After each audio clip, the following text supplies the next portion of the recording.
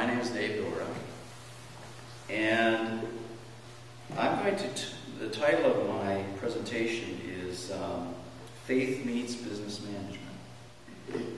In my working life, early on, I decided that my profession was going to be management. And as part of that profession, what I did was I started reading. I went back to school, I got an MBA, but I read incessantly and insatiably about the art, skill, and practice of management. I read maybe over 100 books over a 20-year period. And after reading all of that, I tried to integrate it, and I came to essentially a summary of everything I'd read. And the summary can be summed up in 4 words. And those words are art, basics, modeling, and servant. Art, basics, modeling, and servant. And as my faith journey progressed through RCIA, I started integrating my faith studies and those lessons into the practice of management. And so that's what I want to talk about tonight. I want to spend a little bit of time on art and basics, but more time on the modeling and servant nature of management. So let's talk about art. The best definition of management that I've ever read comes from a CEO named Max Dupree, who was CEO of Herman Miller Furniture for years. And he says, management is the art of getting things done through others. What he's talking about is the concept of tangible versus intangible work. Tangible work is done by the staffs of companies who answer the phone, process reports, fulfill your order, pick, pack, and ship a part, etc. Intangible work is management. You don't produce anything of tangible work for the customer. You may do an analysis, a lot of it's communications and coordination. But fundamentally, you don't produce the tangible work. You don't touch the actual work that supports the customer. And your job as manager is really to remove obstacles for those that do the work. So I want to give you an illustration of what I mean by the art of management. Management is not a science. It's not a formula. It's not mathematical in nature. It is an art. So what I would say to you as an illustration is that when Grant and Norm and Andy were 5 years old and they drew a picture, it looks something like this. That's a 5-year-old stick figure, and that's to be expected. And as they progressed through school and they learned and they decided they wanted to be artists, and they went all the way through high school and college, and they learned everything, and then maybe they got to something that looked like this. A little bit better stick figure. But fundamentally, when they got all through college, they and all the rest of the people who get a fine arts degree have the same set of basic tools. But the key is, what do you do with those tools? And so Grant did this. This is Grant Wood's American Gothic. And Norm was Norman Rockwell. And Andy was Andrew Wyeth. And they became great artists by essentially how they applied the tools that they learned. Management is the same thing. When you read 100 books, you read about a huge amount of skill sets. But quite honestly, not every skill fits every person. And what you have to do is you have to pick and choose those skills that suit you best, that make sense for you, and that you can practice effectively. And I can remember many times I'd read a book and there'd be a great skill in there, and then something would happen on the job and I would practice that skill and I would go, yes, that worked well. I'm going to add that to my repertoire. Other times I do that and I go, oh, I'm never going to do that again because it was a disaster. The next term is basics. And what I've learned over the years is that when you start into management as a beginning manager and then you start working your way up to higher levels of management, in the beginning, management is very, very complex, particularly when you're working with first-line people. It's a very complex task, and there's lots of complex issues. But as you move from, say, manager to senior manager to a vice president, and where I ended up in my career was I was the executive vice president of Kawasaki Motors USA, a motorcycle company. I was chief operating officer, senior American, and number 2 in the business. And at that level of management, I did 0 tangible work. It was all very much conceptual and a lot of planning and a lot of meetings. But when I was working with my staffs, and my staff at that time consisted of about 300 people. There was 17 managers and 15 supervisors, a lot of people. And what I did was I worked with them all the time. And what I found is that a lot of the problems they had were what I would call failure of basics. Because as you get higher into business, the basics become more important. They become your touchstones. And this is where I started integrating my faith into this. And I have 2 pieces of what I call business wisdom to share with you. One is what you model, what you as a manager model, and as your behavior to your subordinates and organization is reflected back to you. The other piece of wisdom is the person at the top sets the tone of the organization. In other words, your subordinates will copy you. Good or bad, will copy you. Now, for me, as I started to understand this issue of modeling, and I'll give you some examples here, but I integrated and I touch on 3 scripture messages that I found tie in right to the heart of what I started practicing.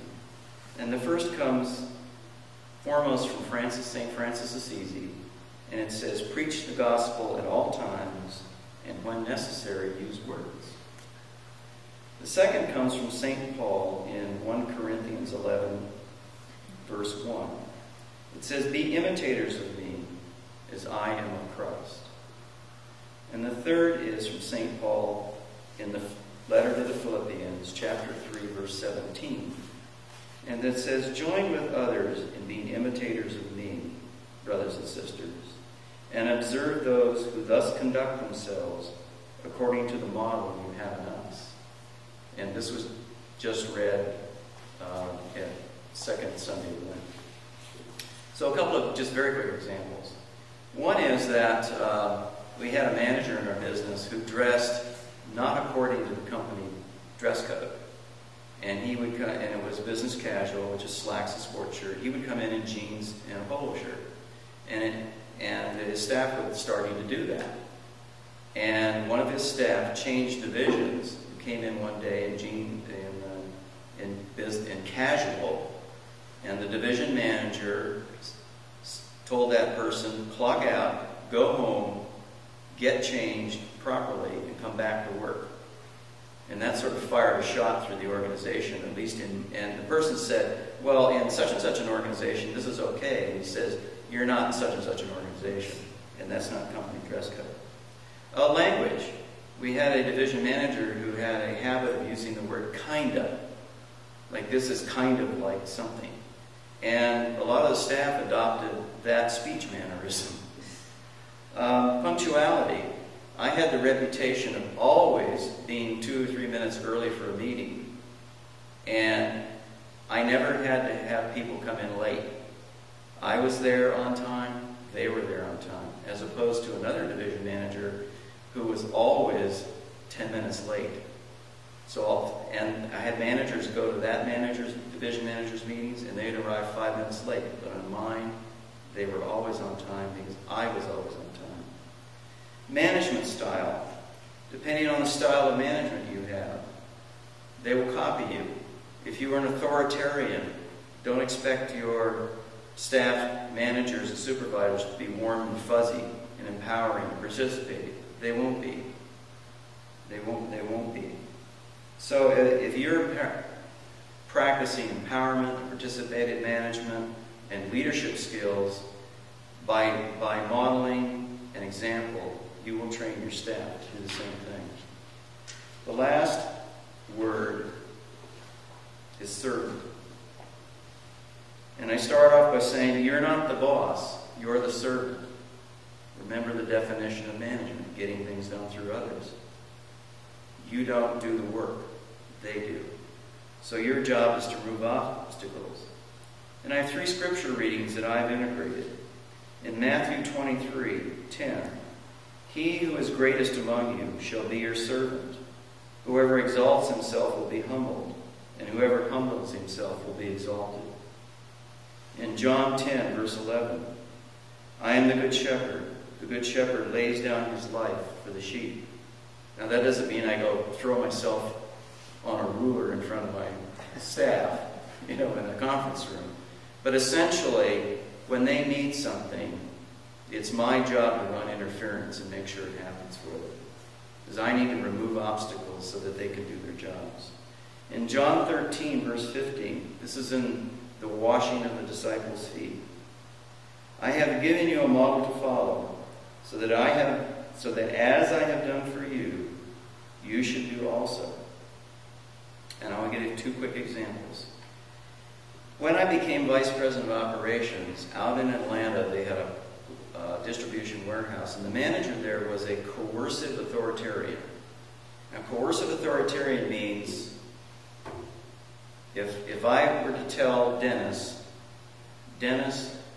I want you to pick up this bottle. If I'm a practicing manager, I would say, Dennis, for the good of the company, for your good, and the good of your subordinates, you should pick up that bottle. This manager would say, Dennis, you don't pick up that expletive-deleted bottle, I'm going to fire you. That's a coercive authoritarian. So I went, in one of my first month, I went to visit the Atlanta operation. And the manager there knew I was coming for 3 weeks. And when I got there, he decided to take a day off. He's going to show me his boss. So I went around and I took the supervisor and I introduced myself to every staff member in the building. And I noticed as I introduced myself, I could see tangible fear in their eyes. And the reason is because he was a coercive authoritarian. That, to those people, that meant everybody in California was the same kind of person. So they were terrified. So at the end of the business day, I asked if I could meet with all the staff. They came to a conference room, I introduced myself, and there was a big whiteboard, and I drew this on the whiteboard. I drew a box at the top, and I said, President, Senior Vice President, Vice President Operations, Warehouse Manager, Supervisor, and then the last box said, you. And I turned to this group of 50 people, and I said, traditional business is that importance goes from the top to the bottom. So the President's most important, da-da-da-da-da, and then there's you. And then I turned around and looked at them, and I'm glad it's a civilized country, because if they could tar and feather me, they would. I mean, you should have seen them. There's a bunch of Southern boys in Atlanta. They were probably thinking, I'm going to go out in my truck and I'm going to get my shotgun and come back in here.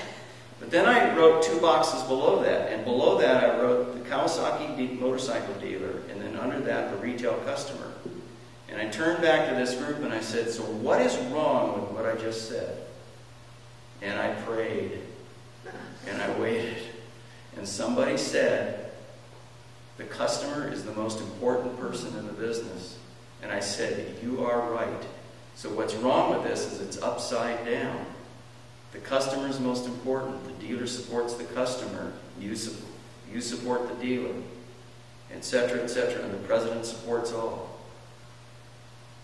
And then what I did was I visited the Atlanta warehouse about once a month, and I would have lunch with the staff, and I would hang out with them, and I'd go through the warehouse and say hi to everybody.